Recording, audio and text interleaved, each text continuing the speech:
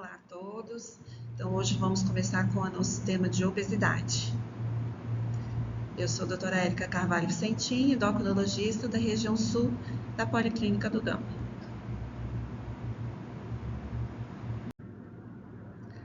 Não há conflito de interesse para essa apresentação. A obesidade ela tem uma grande relevância epidemiológica, tanto que em 2013 ela foi classificada como uma doença, já que ela traz junto dela o risco para diversas outras condições, como diabetes do tipo 2, esteatose hepática, dislipidemia e junto também com ela doenças cardiovasculares, doença renal crônica, câncer de alguns sítios, mama, cólon, entre outros, doenças da vesícula biliar, síndrome da apneia obstrutiva do sono, osteoartroses, entre outras comorbidades. Então, a obesidade, hoje em dia, ela é considerada um desafio de saúde global, tamanha prevalência. A Organização Mundial de Saúde, em 2022, verificou que 1 em cada 8 pessoas no mundo convive com a obesidade, sendo que em adolescentes ela quadriplicou e 43% dos adultos no mundo está acima do peso, ou seja, com sobrepeso ou obesidade.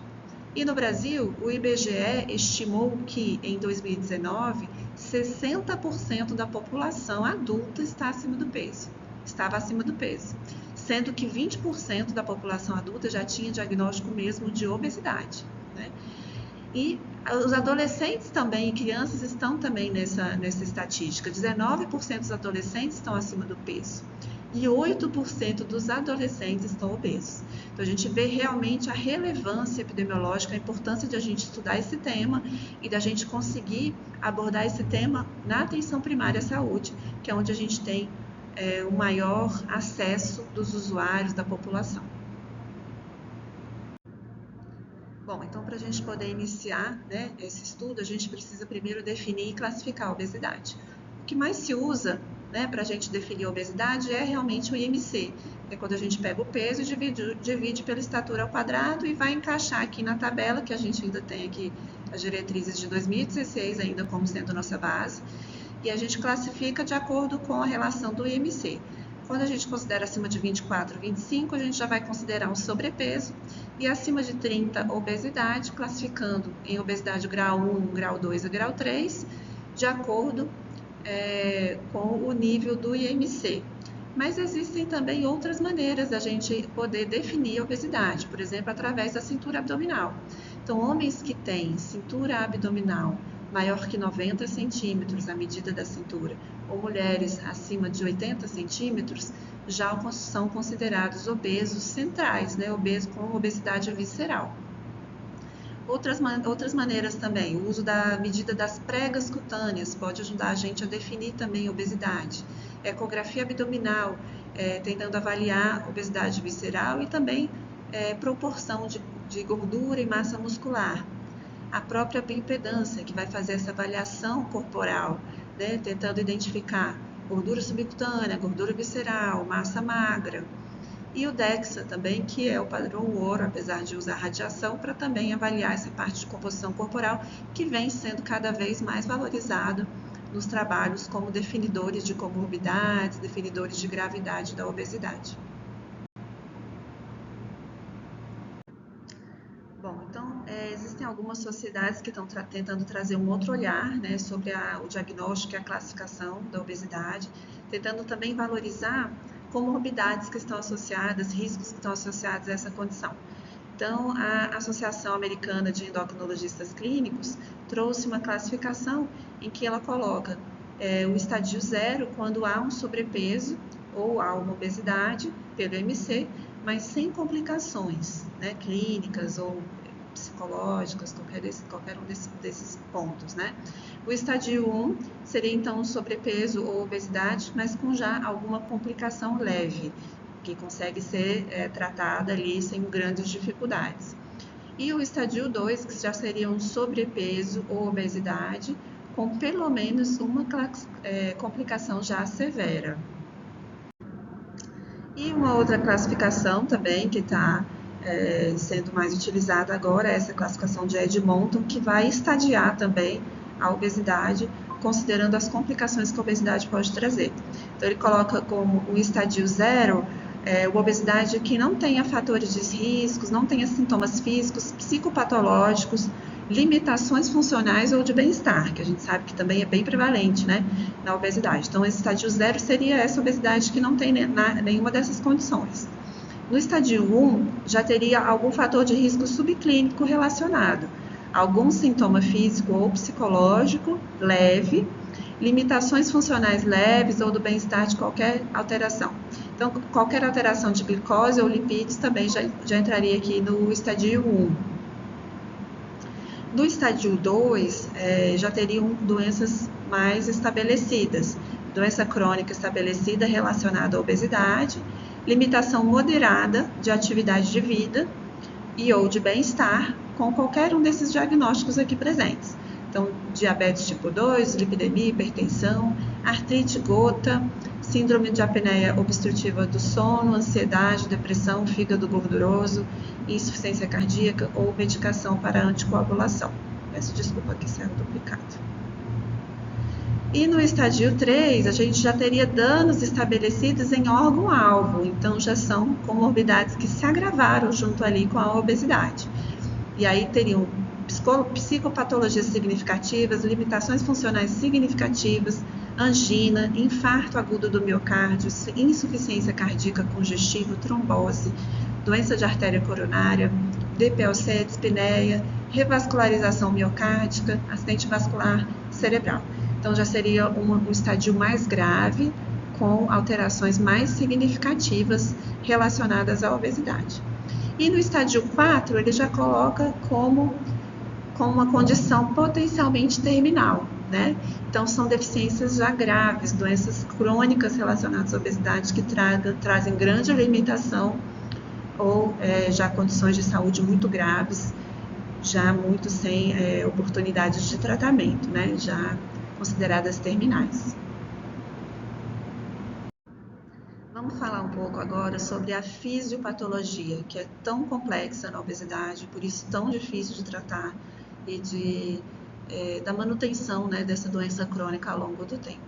Então, inicialmente, vamos pensar, né, nas condições assim, mais iniciais relacionadas à obesidade. Então, a gente vive atualmente num ambiente obesogênico, né? A gente anda muito de carro, anda pouco a pé, os alimentos são alimentos muito palatáveis, são alimentos ricos em caloria, a gente trabalha muito sentado, tem pouca mobilidade no dia a dia, né? As próprias crianças, né, ficam muito na tela, brincam um pouco na rua, como era antigamente. Então, o nosso ambiente, ele se torna cada vez mais obesogênico, né? E a gente tem um sistema neuroendócrino todo regulando fome, saciedade, desejo de se exercitar, desejo de ficar em repouso, controlando esse gasto energético do nosso dia a dia. E também tem envolvido a genética, então a gente sabe que algumas doenças genéticas monogênicas são capazes de trazer obesidade, mas aqui é mais prevalente, né, que acaba atingindo a maior parte da população, assim como nas outras doenças crônicas, a hipertensão, o diabetes, são as doenças poligênicas. Então, pequenas alterações que vão sendo passadas dentro da família, e a gente vê famílias inteiras que têm a tendência à obesidade grave e que não tem uma doença monogênica específica, mas sim essa condição mais prevalente de doenças poligênicas que vão influenciar também no peso.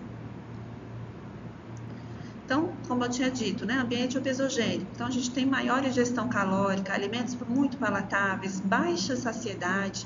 Então, a gente come olhando o celular, olhando a televisão, sem conseguir perceber, mastigar adequadamente para perceber a saciedade.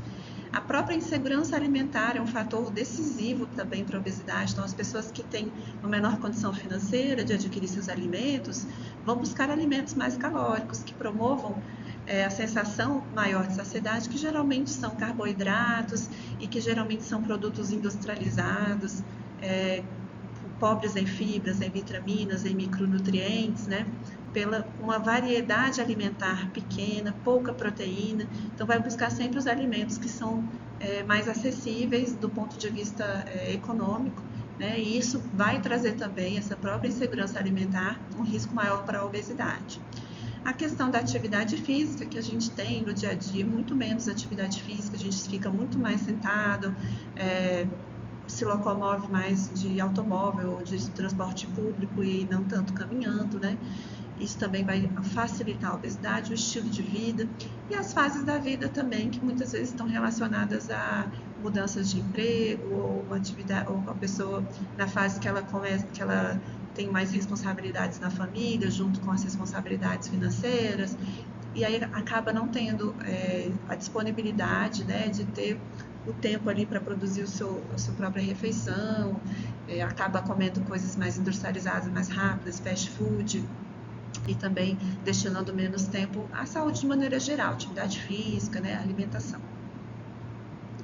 Dentro do sistema neuroendócrino, então, a gente vai ter a interferência na fome, na saciedade, na própria termogênese, né, o sistema nervoso autônomo controlando muito essa questão, os hormônios intestinais e os hormônios produzidos também na gordura, que vão trazer para a gente sinais de saciedade, de fome, de necessidade energética, de excesso energético, que vão estar todos envolvidos aí no controle do apetite, do gasto energético. E da genética, né, que a gente já comentou um pouquinho sobre as doenças de herança mendeliana, mas o principal na população em geral é a herança poligênica e também o que vem sendo mais estudado, a questão da epigenética, das exposições que a gente tem ao longo da vida a várias substâncias que vão, e até endógenas, né, que às vezes são produzidas pela própria obesidade, que vão interferir também na nossa expressão gênica.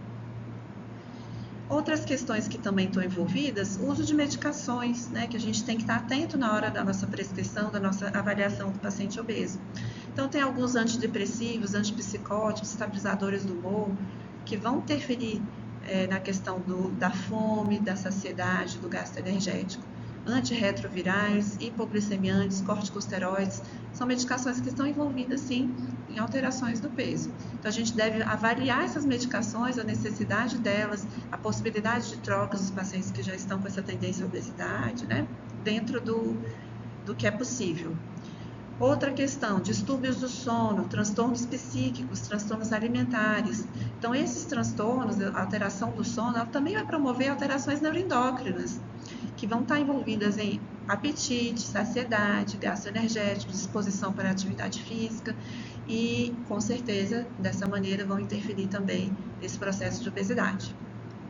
E disruptores endócrinos, né, que têm sido também muito estudados para várias questões, né, relacionadas principalmente, muito bem estudadas, relacionadas à questão de puberdade precoce, mas também tem estudos mostrando, né, essa exposição que a gente tem a várias substâncias do meio ambiente, trazendo interferências também na parte de expressão gênica e com relação também à predisposição à obesidade. Bom, então, continuando sobre a fisiopatologia, a gente vai falar um pouquinho sobre esses hormônios que atuam na regulação do peso. Então, a gente tem vários, né? Vou citar alguns aqui, por exemplo, a GH-relina. A GH-relina, ela é secretada no estômago, né? E ela vai estimular a fome por ação no núcleo arqueado. Então, ela tem uma queda de produção pós-prandial nos magros e ela acaba estimulando a fome através de ação no sistema nervoso central. O peptídeo YY, ele é secretado nas células L do intestino. Eles vão ter efeito anorexígeno. Então, ele inibe a ação dos neurônios neuropeptídeo Y-arginina. E isso vai, então, trazer um efeito de redução do apetite, de saciedade.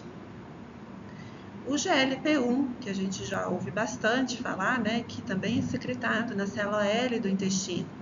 E ele também vai estar relacionado a aumento da saciedade e aumento do gasto energético, sendo então favorável à perda de peso. A gente tem o polipeptídeo pancreático, que ele é secretado pelas ilhotas de Langerhans, e ele também vai ter um efeito anorexígeno. A amilina, que é um hormônio co-secretado junto com a insulina. Quando há esse estímulo para a secreção da insulina, também é co-secretada a amilina. Ela inibe o esvaziamento gástrico e isso vai reduzir a ingesta por conta da saciedade. Se eu diminuo o esvaziamento gástrico, a sensação de saciedade ela vai persistir por mais tempo, reduzindo a ingesta alimentar. A leptina, que é produzida pelo tecido adiposo, então a produção dela ela é uma produção pós-prandial e vai ter efeito anorexígeno e com também aumento do gasto energético. Ela é uma sinalização enviada do tecido adiposo para também tentar fazer a regulação do peso, do apetite e do gasto energético. A adiponectina, que ela vai ser também produzida nos adipócitos e ela é inversamente relacionada com a obesidade. Então, a leptina, a gente sabe que quanto mais tecido adiposo, mais produção da leptina. A adiponectina vai ser o contrário, e ela aumenta o gasto energético.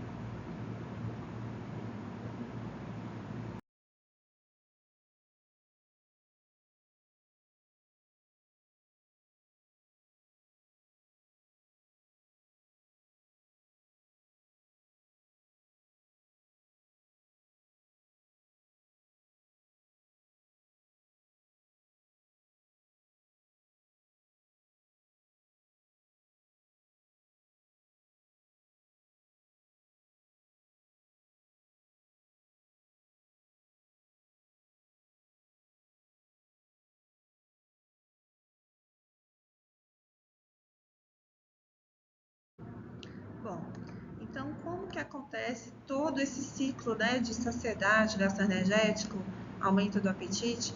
Começa tudo ali na parte mais externa, né? Então a gente vai ter o gosto do alimento, a aparência, a textura, o odor, a própria absorção, o contato do aminoácido, da glicose, dos lipídios com o nosso trato gastrointestinal.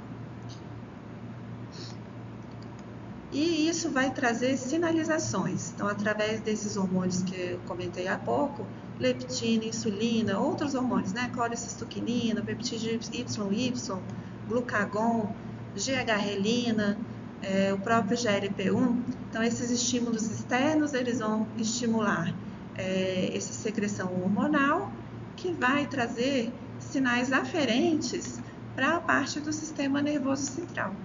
Então, vai trazer sinais aferentes para o córtex insular, que vai entender essas informações que estão sendo trazidas do meio externo, o próprio sistema límbico do prazer, o núcleo arqueado do hipotálamo. Essas informações, esses sinais aferentes trazidos para essa parte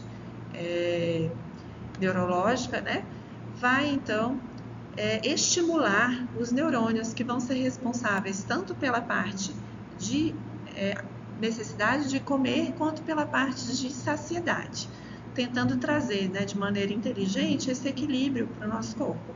Então, a gente busca não perder energia para poder sobreviver. Então, esse sistema todo vai trazer para os neurônios essa informação.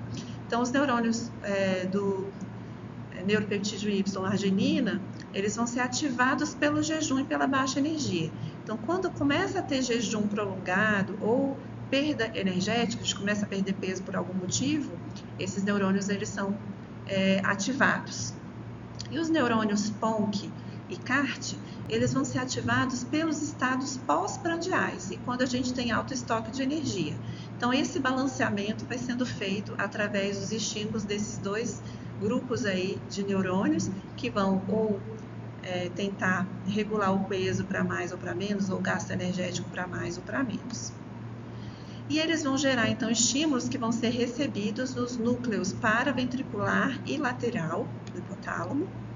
E esses núcleos, então, vão gerar respostas sistêmicas, que vão modular a fome, modular a vigília, o prazer, a termogênese e a motilidade. Veja, a motilidade do nosso corpo. Então, é um sistema extremamente complexo, que vai sofrer alterações, principalmente quando se tenta mudar o peso. Então, a pessoa começa a emagrecer, todo esse sistema ele é novamente regulado na tentativa de manter o peso, já que é uma questão adaptativa, né, do ser humano ao longo da sua história para poder sobreviver às condições adversas do ambiente que hoje em dia já mudaram, né? Então, é um sistema muito complexo. E isso é importante a gente conhecer para a gente não trazer para o paciente o estigma, né, de que a obesidade é uma doença do desleixado, da pessoa que não tenta fazer nada. Porque são muitos estímulos que vão aumentar apetite, reduzir vontade de se mover, né, busca do prazer, questões psíquicas, né, que estão envolvidas em tudo isso, modulação do apetite, da saciedade. Então, é importantíssimo a gente ter isso em mente quando a gente vai tratar o paciente com obesidade. Então, agora eu vou falar um pouco sobre o tratamento, tá? Vamos agora para a parte de tratamento da obesidade. Primeira coisa, fundamental, né? O tratamento não farmacológico é para todos. Todos os pacientes precisam do tratamento farmacológico. A gente já sabe que quem não se submete, né, a equipe multidisciplinar, a outros profissionais, além da medicação, tem um pior resultado na perda de peso e principalmente na manutenção do peso.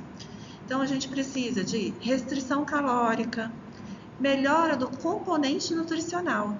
Então, diminuir a variedade nutricional também é ruim para a questão da obesidade. A gente precisa de fibras, de micronutrientes para que o nosso corpo consiga reverter esses processos metabólicos envolvidos com a obesidade.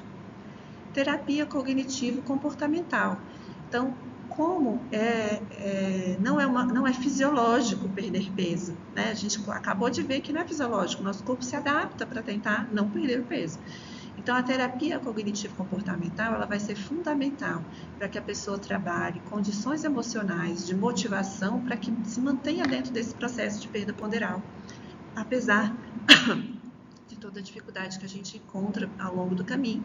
E a gente sabe que o alimento é prazeroso, o alimento aconchega, então a gente tem que tratar as questões emocionais, mentais, para que isso consiga ter algum efeito ao longo do tempo da perda de peso e da motivação. Então, trabalhar as motivações para a perda ponderal. Por que perder peso? Né? Isso tem que estar muito claro. É porque eu não quero ficar doente, é porque eu quero melhorar a estética. Qual que é o motivo que eu quero perder peso? Isso tem que estar muito evidente para que consiga se manter dentro desse processo ao longo do tempo. Promover modificações no ambiente obesogênico. Então, há condições que a gente consegue modificar, né? Tentar andar mais a pé, subir mais de escada, produzir alimentos para o nosso próprio consumo que tenham melhor conteúdo nutricional, menor caloria, evitar ter alimentos que a gente não deseja consumir no nosso ambiente doméstico, no nosso ambiente do trabalho, procurar ter alimentos que são interessantes para que a gente consiga atingir o objetivo. Tentar aumentar a saciedade com alimentos ricos em fibras, em proteínas, para que a gente consiga fazer as refeições com a caloria adequada. Se levantar mais, beber mais água. Então, condições do ambiente que a gente possa modificar para tentar atingir esse objetivo. Evitar, né, se alimentar olhando celular, olhando televisão, para tentar entender melhor o processo de saciedade. Condições que são simples, que basta que a gente tente inserir ao longo do dia a dia. Aumento do gasto energético, né? Então, a gente tem que restringir caloria e tem que aumentar gasto energético. Então, precisa de ter atividade física programada, precisa aumentar o gasto energético na rotina do dia a dia também. Atividade física resistida, né? Então, hoje a gente sabe que não é só atividade aeróbica que faz perder peso, a gente precisa de músculo para perder peso. O músculo, ele traz várias sinalizações endócrinas, quando ele é usado, que vão atuar nessa inflamação subclínica da obesidade e que vão também trazer gasto energético importante. A massa muscular, ela aumenta o gasto energético basal. Então, a atividade física resistida é fundamental para a perda de peso, assim como para a manutenção do peso perdido. Então, não só atividade física aeróbica, mas também atividade física resistida ao longo de todo o processo. E treinamento para melhoras funcionais. Então, a gente sabe das dificuldades, né, muitas vezes até da mobilização do dia a dia, né, facilidade de quedas, de luxações, de tendinites, a dificuldade para mobilidade, para higiene pessoal, né, para enfim, para várias questões funcionais do dia a dia, e é importante a gente ter esse treinamento. Idealmente, ter uma atividade física orientada, ou ter o processo da fisioterapia associado, né? Para poder ter esse aspecto aí do tratamento também junto de tudo mais. E para tudo isso, precisa de acompanhamento multiprofissional. Então, a gente tem que batalhar para ter acesso a esse acompanhamento multiprofissional das nossas unidades. É importante para a gente pensar em tratar a obesidade, uma doença tão prevalente, que traz tantas comorbidades e, com isso, tanto gasto público, né, para que a gente mantenha esse paciente obeso ao longo da sua vida, medicações, procedimentos, complicações agudas e crônicas, né? Então, a gente precisa investir no simples, que é o atendimento multiprofissional. A gente tem equipes para tratar esses pacientes em conjunto. E vamos falar agora um pouco sobre as indicações do tratamento farmacológico. Tratamento não medicamentoso para todos. E para quem que a gente vai, então, trazer a medicação? Para quem tem indicação, né? Então, a gente vai ter indicação para os pacientes que têm obesidade com IMC acima de 30. Para os pacientes que têm sobrepeso e associado a esse sobrepeso já trazem comorbidades. Esse paciente também tem indicação de tratamento farmacológico para a obesidade. E pacientes que tiveram falha na perda ponderal com medidas não farmacológicas.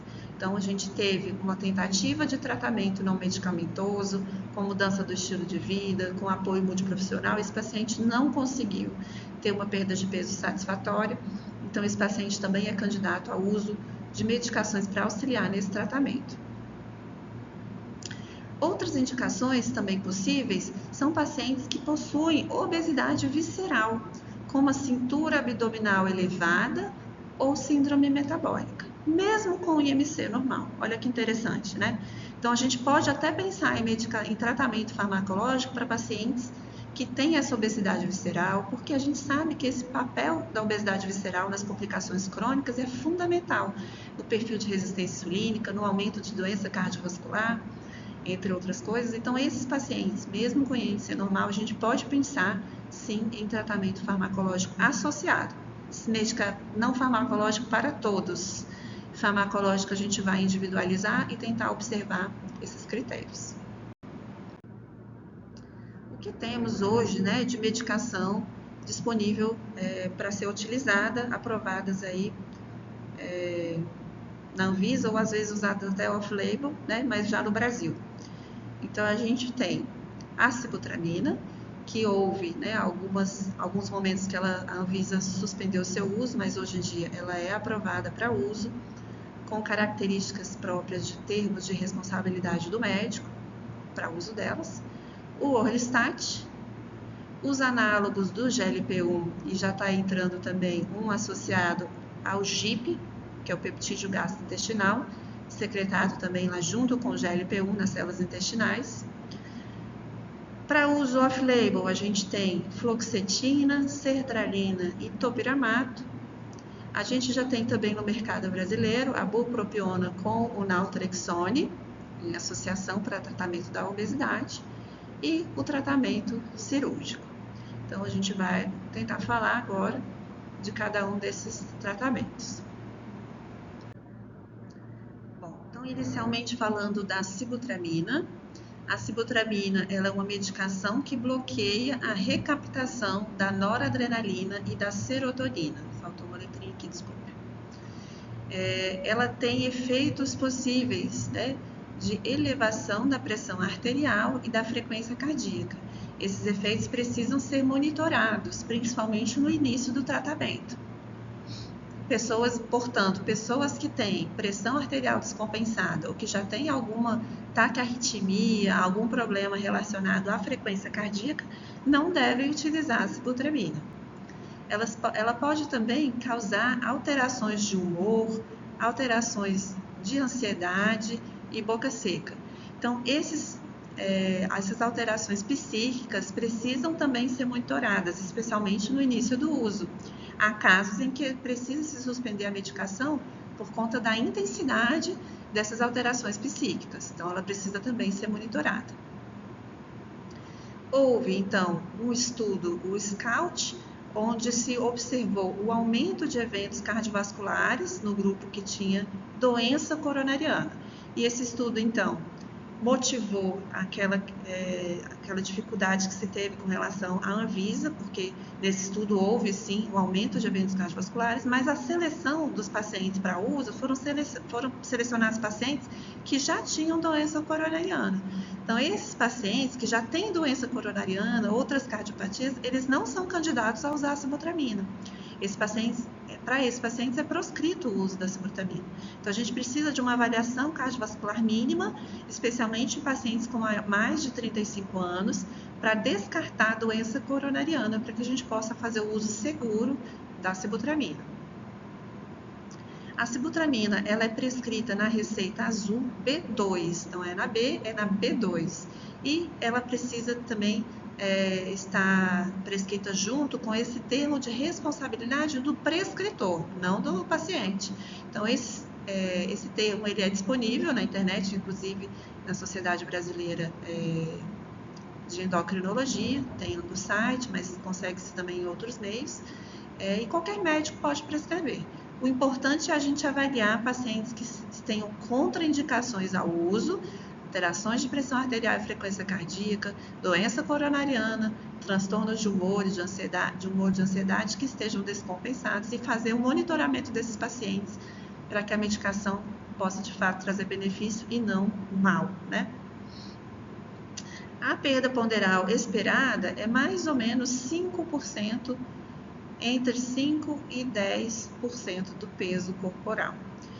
Então, foi visto que, comparado ao placebo, a gente consegue ter 2 vezes mais perda de peso, até 3 vezes mais perda de peso. Então, é uma medicação que sim tem eficácia e ela pode ser segura desde que a gente avalie com cuidado o paciente que tem indicação. Orlistat. Então, o Orlistat, ele é o inibidor de lipases gastrointestinais. Então, ele inibe a enzima que digere a gordura no intestino. E, claro, quando a gente tem essa inibição dessa lipase, a gente vai ter uma maior quantidade de gordura não digerida no intestino, favorecendo, então, episódios de esteatorreia e urgência fecal, especialmente nos pacientes que não deixam de se alimentar com grande quantidade de gordura. Então, isso é muito importante a gente orientar na hora da prescrição, para que a pessoa comece a fazer o uso da medicação observando como vai ser a resposta do seu intestino, para avaliar se consegue ter tolerância ao uso dessa medicação e também evitando o consumo de gorduras, para que evite também essas alterações agudas aí. Pacientes que têm doenças intestinais, a gente deve evitar o uso, porque são pacientes que às vezes já têm uma tendência maior à diarreia, já tem o intestino inflamado por algum motivo, esse paciente não vai ter uma boa adaptação à medicação e eventualmente pode até ter uma piora da sua doença basal por conta dessas modificações que acontecem ali nas lipases intestinais. É uma medicação que evita a absorção de gordura, portanto, vai também evitar a absorção de vitaminas lipossolúveis, que vão precisar ser monitoradas ao longo do tempo. Então, pessoas que fazem uso prolongado do Orlistat vão ter que fazer o monitoramento e, às vezes, a reposição das vitaminas lipossolúveis, né? Principalmente A, D, E e K. E a gente deve ter, então, cuidado com o uso concomitante ao Marevan, justamente por conta dessas condições relacionadas à absorção da vitamina. Há evidências de que o Orlistat pode melhorar comorbidades relacionadas à própria obesidade. Então, há alguns estudos que mostram que poderia melhorar a gordura do fígado, melhorar o diabetes. Não são estudos muito relevantes, muito bem aprovados pela sociedade, mas tem alguns estudos que mostram que sim, o Orlistat poderia, além de auxiliar na perda de peso, auxiliar também no controle dessas comorbidades. A outra droga aprovada é, então, o análogo do GLP-1, já bastante usada, né? A gente tem já grande experiência já, né, com o uso, sim. Até às vezes pessoas que não precisam estão usando, então a gente já tem bastante experiência. O análogo do GLP-1, ele é um agonista do peptídeo que é semelhante ao GLP-1, né, que a gente viu ali já na fisiopatologia. E aí, o que acontece, então? Há uma ação hipotalâmica nesses centros de recompensa. Então, ele vai estimular a via PONC e CART, que são vias anorexígenas, e inibir a via do neurônio paraventricular, que é orexígena, dando então saciedade, diminuindo o apetite, por via central. E também promove a diminuição do esvaziamento gástrico, fazendo com que o alimento persista por mais tempo dentro do estômago, dando também sinais de saciedade, reduzindo o tamanho da porção, a quantidade de alimentação. Pode promover náuseas, vômitos, diarreia e desidratação. Então, a gente deve monitorar pessoas que possam ter uma maior susceptibilidade a complicações por essas condições, né? Pessoas com doença do refluxo gastroesofágico podem ter uma piora, idosos, né? Ou pessoas que possam estar mais suscetíveis à desidratação. Ele deve ser colocado como uma cautela para uso do análogo do GLP-1 nos pacientes que já tiveram pancreatite. Então, existe esse alerta, né? De uma possibilidade dessa medicação aumentar a chance de desenvolvimento de pancreatite. Então, é diretamente relacionado, mas sim, deve-se ter cautela para os pacientes que já tiveram episódio de pancreatite. Ela é contraindicada nos pacientes que já tiveram tumores de pâncreas e também tumores de células C de tireoide. É contraindicada, não deve se usar. Estima-se que a perda ponderal ela ultrapassa os 10% e também consegue ser mais mantida por mais tempo, né? Então, o análogo GLP-1, por ter todos esses efeitos, né, e também, além desses efeitos, a gente sabe dos efeitos metabólicos, né, de melhora da resistência insulínica, de controle de glicose, que muitas vezes são desejáveis também nos pacientes que já têm esse tipo de comorbidade. Então, ele é uma medicação que a gente acaba tendo grande interesse. Os análogos de GLP-1 que são disponíveis, né? Então, a gente já tem a liraglutida há mais tempo, né, que vem em formulações de até 1,8 miligramas e formulações até 3 miligramas. A gente tem a semaglutida, que tem formulação até 1 miligrama, mas já tem essa formulação mais recente, que chega a 2,4 miligramas por semana. A liraglutida, ela é de uso diário, né? Então, são aplicações subcutâneas diárias e a gente usa esse tipo de medicação fazendo o aumento semanal da dose, tentando sempre chegar nos pacientes que têm obesidade a doses máximas. Mas, caso haja intolerância nesse aumento da dose, a gente deve usar a maior dose tolerada. E nessas doses semanais, a gente vai chegar a doses maiores nos pacientes que têm uma obesidade mais grave. Temos também já no mercado a semaglutida oral, né, que é também mais recente, e ela foi aprovada para uso nos pacientes diabéticos, mas a gente acaba extrapolando e usando também, como a gente tem efeito de classe, para os pacientes que têm obesidade. Temos também a dulaglutida, que é uma outra molécula que é de uso semanal, e a mais recente também do mercado, que foi aprovada também inicialmente para diabetes do tipo 2, que é a tirzepatida, que além de ser um análogo do GLP-1, é também um análogo do GIP, desse hormônio, desse peptídeo gastrointestinal, trazendo aí um efeito adicional na perda do peso comparável nos estudos, à cirurgia bariátrica, inclusive. Então, são essas as medicações que a gente tem que envolvem o GLP-1.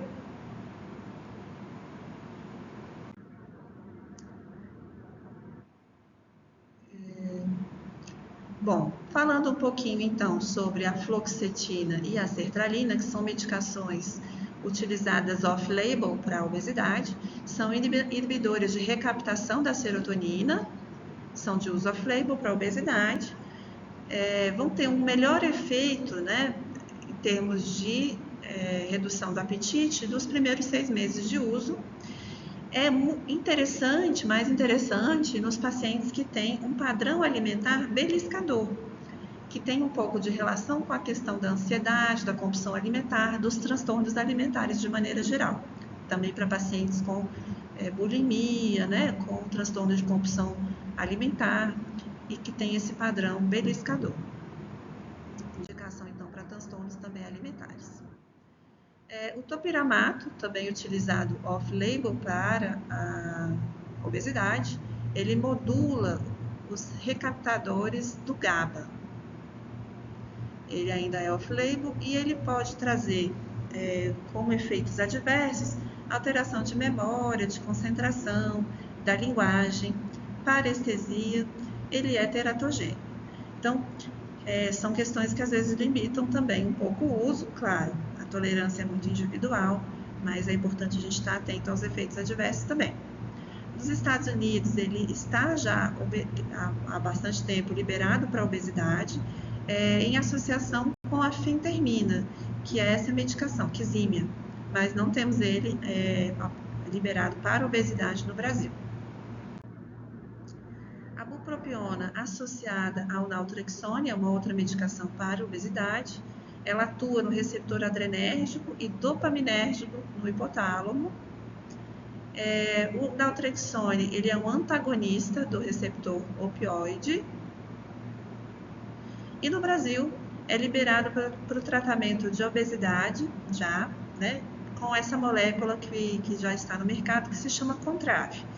Então, a gente sabe que a bupropiona associada ao naltrexone tem um efeito sinérgico, atuando lá, então, nos neurônios da PONC, favorecendo a redução de apetite e o controle alimentar.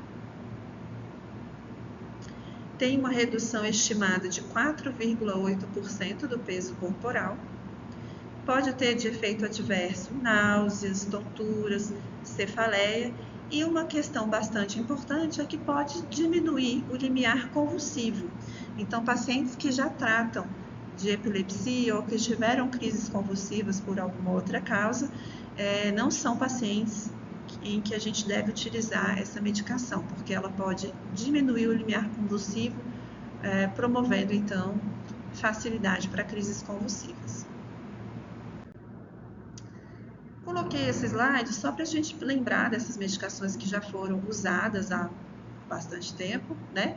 Anfepramona, Femproporex, Mazidol, atualmente elas são suspensas no Brasil. Então, não são medicações aprovadas para uso no Brasil, né?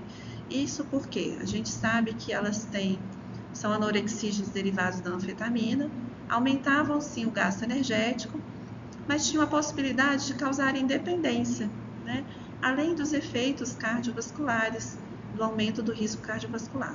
Então, hoje, a gente pensando em uma doença crônica, como é a obesidade, que caminha com o indivíduo ao longo de toda a sua vida, a gente não vai usar medicações que trazem riscos e que a gente não vai poder usar por tempo prolongado, né? Então, a gente tem que pensar em tratamentos que possam ser feitos a médio e longo prazo. Então, não são medicações que a gente vai usar, elas são suspensas no Brasil.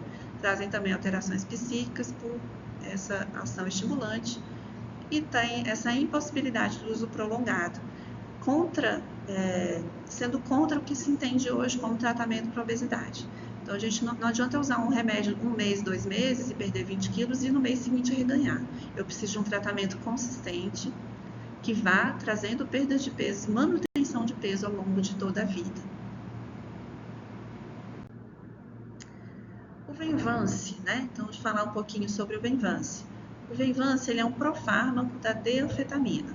Então, ele bloqueia a recaptação da dopamina e da norepinefrina.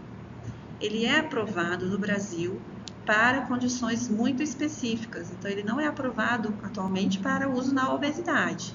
Ele é aprovado para tratamento do transtorno de déficit de atenção e hiperatividade e também do transtorno de compulsão alimentar periódica moderado a severo. Então, não é uma medicação de uso rotineiro. É uma medicação que é usada para condição muito específica de transtorno alimentar e também do TDAH. Ele é derivado anfetamínico, portanto, contraindicado em algumas situações, como doenças cardiovasculares, hipertireoidismo, histórico de abuso de drogas e agitação psicomotora. Então, são medicações que às vezes vão entrando na moda e é importante a gente entender para que ela foi aprovada, para que ela foi estudada, quais são as limitações do seu uso e quais seriam as indicações. Então, não é uma medicação aprovada para uso na obesidade. Ela tem essa indicação muito específica de transtorno de compulsão alimentar periódico moderado a severo. Pode levar a picos pressóricos, alterações psiquiátricas, episódios de mania, agressividade, convulsão e dependência química.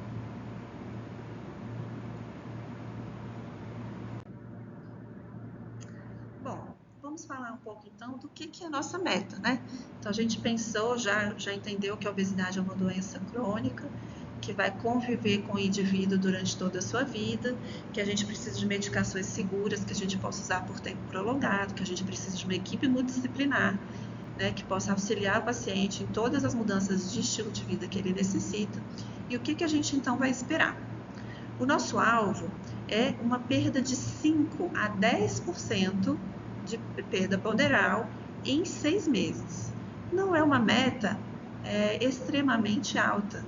Mas por que não é alta? Porque a gente precisa dessa perda progressiva e sem reganho. Então, são modificações consistentes no estilo de vida que vão ser auxiliadas pelo uso da medicação ao longo da vida. Então, é importante a gente ter essa ideia e colocar para o paciente essa expectativa. Então, é uma expectativa simples, não é uma expectativa de grandes perdas de peso, rápidas perdas de peso, mas sim uma perda que seja progressiva e sem reganho. Então, com modificações consistentes que vão se mantendo ao longo do tempo, e isso sim vai trazer um sucesso terapêutico. Então, a gente deve, dentro dessa meta terapêutica, avaliar se esse paciente tem a indicação do tratamento farmacológico. O que é, então, o tratamento farmacológico? Vai ser para os pacientes que já têm obesidade, MC acima de 30, ou têm sobrepeso relacionado a comorbidades, ou ainda tem uma obesidade visceral severa, mesmo não tendo um peso alto, ou pacientes que tentaram mudança do estilo de vida e que fizeram tratamento não farmacológico e não conseguiram atingir o objetivo de perda de peso. Importante avaliar as comorbidades decorrentes da obesidade, avaliá-las e tratá-las, sempre buscando verificar, como tentar melhorar, além da obesidade, também as comorbidades. Avaliar quais são as dificuldades alimentares relacionadas à obesidade. Então, a nossa escolha da terapia medicamentosa, ela vai se basear muito também na dificuldade alimentar. Se é um paciente mais beliscador, se é um paciente mais glutão, que tem mais dificuldade na saciedade nas grandes refeições, ou se ele tem mais dificuldade no fim do dia, em beliscar, em comer no fim do dia. Então, essa avaliação da dificuldade alimentar, ela é fundamental para que a gente possa atuar tanto com medidas não farmacológicas, como também escolher melhor a medicação que vai se adaptar idealmente àquela condição. Avaliar as possíveis contraindicações da medicação, né? Então, dentro de cada medicação, a gente tem as suas contraindicações e precisa fazer essa avaliação. Orientar sobre o uso adequado da medicação. Cada medicação tem o seu horário ideal, a maneira de ser utilizada. Orientar sobre os efeitos adversos. Então, que o paciente possa reportar os efeitos adversos que ele está sentindo e, dentro desses efeitos adversos, identificar se vai ser necessária a troca da medicação, a modificação da dose, ou a suspensão mesmo. E reavaliar periodicamente o peso, os efeitos desejáveis da medicação, os efeitos indesejáveis, para estar avaliando se essa meta que a gente estipulou está sendo conseguida ou não, se é necessário fazer algum ajuste. Pensar em tratamentos de manutenção. Então, a ideia é uma perda de peso progressiva e mantida ao longo da vida. Então, não há como eu fazer um tratamento por 3, 4 meses e depois voltar a tudo que era antes, o peso vai retomar, porque o corpo deseja manter um peso que seja confortável para a manutenção da espécie, né? Então a gente precisa de estar pensando a longo prazo. A fisiologia, ela vai fazer com que a gente tente reganhar o peso perdido. Então não adianta eu fazer um tratamento de 2, 3 meses, eu tenho que ter um olhar a médio e longo prazo e tentar utilizar medicações e tentar utilizar essas medidas não farmacológicas de maneira consistente ao longo de toda a vida. Outro tratamento possível é o tratamento cirúrgico, né? Então, a gente vai pensar em tratamento cirúrgico para condições que a gente possa não ter tido um sucesso, talvez com tratamento clínico, né? Ou pacientes que já são mais graves, que já têm um peso muito elevado. Então, existem procedimentos endoscópicos que vão trazer perdas menores, se a gente lembrar das perdas que as medicações elas conseguem trazer, semelhantes, né, às medicações, e de uma forma geralmente não sustentável. Então, às vezes você consegue uma perda de peso que não se sustenta muito a longo prazo, porque os procedimentos endoscópicos, eles não são procedimentos definitivos, né? São procedimentos temporários. Os procedimentos cirúrgicos, né? E aí a gente vai ter as indicações, então, desses procedimentos. Então, para a cirurgia bariátrica, que é o tratamento cirúrgico convencional, a gente vai ter indicação dos pacientes que têm obesidade grau 3 ou obesidade grau 2 com comorbidades. Diabetes, hipertensão, esteatose hepática, síndrome da apneia obstrutiva do sono, uma dislipidemia severa, uma artrose severa, né? Coisas que possam, comorbidades que sejam prejudicadas pela própria obesidade. Então, são essas questões que eu acabei de comentar aqui. Outro critério é que essa obesidade, grau 3 ou grau 2 com comorbidades, esteja associada à falha de tratamento clínico por pelo menos 2 anos, certo? Então, eu preciso de tentar fazer esse tratamento clínico, mudança do estilo de vida, uso de medicações, o que seja necessário. Mesmo se fazendo esse tratamento com 2 anos, eu não consigo atingir a minha meta terapêutica, eu não consigo trazer o paciente com um peso confortável, que ele reduza as suas comorbidades, isso também vai ser um critério para indicação do procedimento cirúrgico. Pacientes que tenham IMC acima de 50 não precisam desse critério para ter essa indicação de tratamento cirúrgico pela gravidade da própria obesidade. É importante, para fazer a indicação do procedimento cirúrgico, que não haja doenças endocrinológicas envolvidas nesse ganho ponderal. Então, pacientes que têm alguma doença endócrina que vai ter como consequência o ganho ponderal, tem que ter essa doença primeiro controlada para depois ter essa indicação de tratamento cirúrgico da obesidade. Existe também a cirurgia metabólica, que eu coloquei, que geralmente é uma dúvida, né? Do que seria a cirurgia metabólica.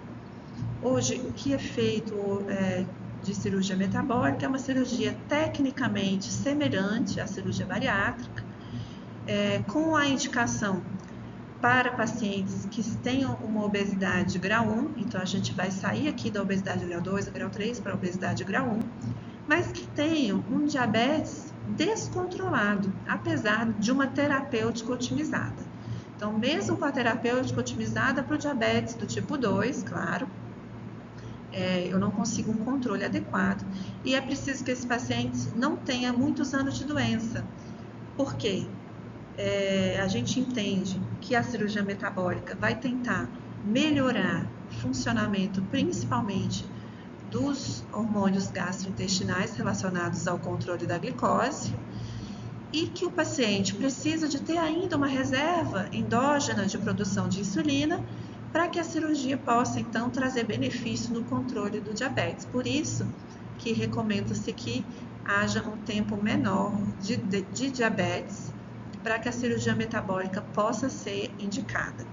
Então, não são casos rotineiros, mas é importante que a gente conheça essa indicação para poder avaliar pessoas que possam ter indicação. Então, não está dentro muito de obesidade, mas eu quis colocar aqui porque sempre é uma questão que vem junto com a cirurgia bariátrica.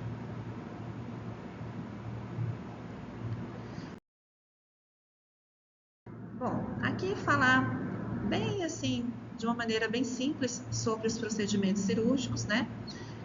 O procedimento ainda mais utilizado no Brasil é o bypass gástrico em Y de Roux, né? O que é feito? Uma gastroplastia, então se segmenta o estômago em uma bolsa bem menor, tirando essa parte maior do estômago do trânsito intestinal, fazendo com que o paciente fique com o estômago com volume bem pequeno, dando a restrição, né, alimentar para esse paciente.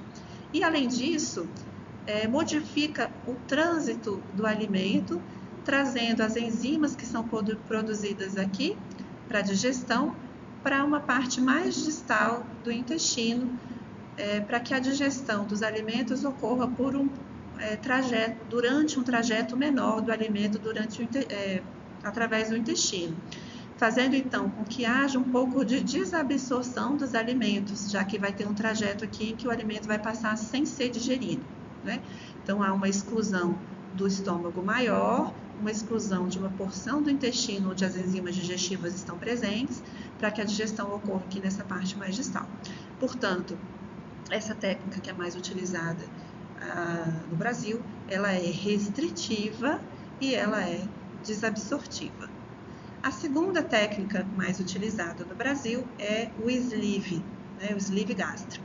O que é o sleeve gástrico? É uma técnica em que se forma uma manga gástrica, então há uma gastrectomia parcial, deixando o estômago com esse formato de tubo, reduzindo o volume do estômago, sem mexer com a parte absortiva do intestino. Então, é um procedimento unicamente restritivo, né, diminuindo, então, o volume do estômago. É um procedimento geralmente mais simples, né, tecnicamente, do que o bypass, e fora do Brasil, ele já nos Estados Unidos, por exemplo, já é mais realizado do que o próprio bypass. Por alguns motivos, pela maior facilidade técnica, por não ter a questão da desabsorção e por poder, no futuro, caso necessário, promover uma segunda técnica cirúrgica no paciente que obtiver reganho de peso pós-tratamento. Então, essas são as duas técnicas mais utilizadas no mundo. As outras técnicas não são muito utilizadas, né? São técnicas bem de exceção, ou mesmo às vezes até de uma reabordagem cirúrgica, né? E existem outras também para reabordagem cirúrgica do paciente que teve uma falha do tratamento cirúrgico. Coloquei aqui algumas outras, mais para ilustrar, né? Mas a gente tem os balões gástricos, né? Que existem vários modelos, que são técnicas endoscópicas, né? Para não cirúrgicas, para o tratamento também, a gastroplastia endoscópica, que são técnicas também ainda de exceção, né, que podem ser usadas em casos mais específicos, até porque a gente viu que, por exemplo, o balão, né, a perda de peso ponderal não é uma perda tão efetiva e tão duradoura, mas em alguns casos sim pode ter indicação e é bom a gente conhecer para a gente também pensar nessas possibilidades. Bom, essas são as principais referências bibliográficas que eu utilizei para fazer a aula.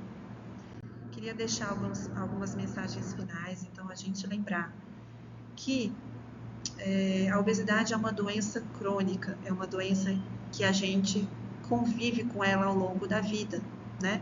E ela deve, então, ser manejada ao longo da vida, assim como outras doenças crônicas são, como diabetes, como a hipertensão.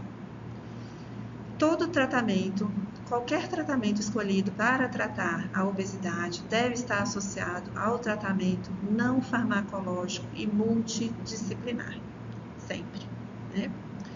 E a gente lembrar, né, da fisiopatologia da obesidade, como é difícil a gente conseguir essa perda de peso. Então, trazer isso para o dia a dia do atendimento do nosso usuário, né? Lembrar que a obesidade é complexa, ela tem que ser tratada como uma doença complexa por toda a vida e a gente precisa batalhar para poder ter esses mecanismos de tratamento do paciente de maneira adequada, sem receitas milagrosas, mas de maneira consistente e persistente também ao longo da vida. Aqui é o meu contato. Eu agradeço a atenção de vocês. Registrem suas dúvidas, compartilhem no nosso grupo de discussão no WhatsApp, e também fico à disposição através do matriciamento para qualquer discussão, qualquer dúvida. Um abraço.